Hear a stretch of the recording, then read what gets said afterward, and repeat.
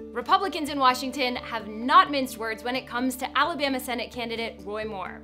He's obviously not fit to be in the United States Senate. If he cares about the values and the people he claims to care about, then he should step aside. So what can a political party do in a case like this, where the leaders really don't like one of their own candidates? Can they actually stop him from coming to Washington? It's not that easy. And when it comes to Roy Moore, each option presents a huge challenge for the GOP. But first, here's some backstory. Over the past few weeks, several women have accused Roy Moore of sexually harassing or assaulting them.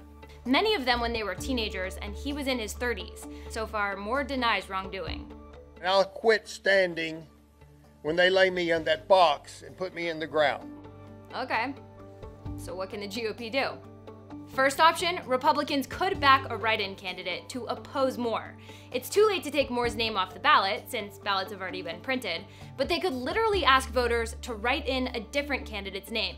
The problem is, they need a candidate.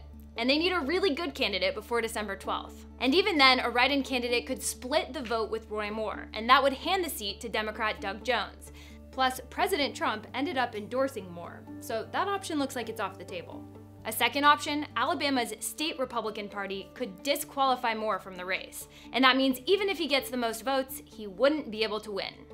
But the problem is, some Alabama Republicans still want Moore to be the candidate. They're behind him.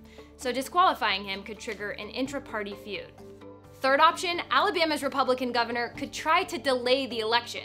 This one's been popular with some conservative pundits. If it means more time, I believe the governor, according to Greg Jarrett, has the ability to make that decision. The Alabama people deserve that. But experts say that maneuver may not hold up in court. But if you're delaying the election, again, simply because you think your candidate might lose and you're scrambling to find another strategy, I think that would invite litigation. Then there's the possibility that Roy Moore wins, and that brings us to option 4. If Roy Moore wins, the Senate could vote to expel him. In fact, Republican senators are actually already calling for this. And if you win, you lose, because you're coming to a body where people are already calling for your expulsion. The Constitution says very little about the power to expel members, except that it has to occur by a 2/3 vote. There's really no other contours laid out within that.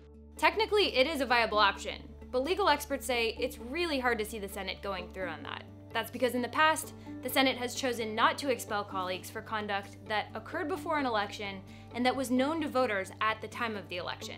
In fact, no senator has been expelled since the Civil War. The split that we've already been seeing for the last year or two with the Republican Party, it's only going to get worse. And that brings us to a final option. Do nothing. And if Moore wins, you just deal with the tense relationship between Moore and the party. Well, I want to tell you who needs to step down. That's Mitch McConnell.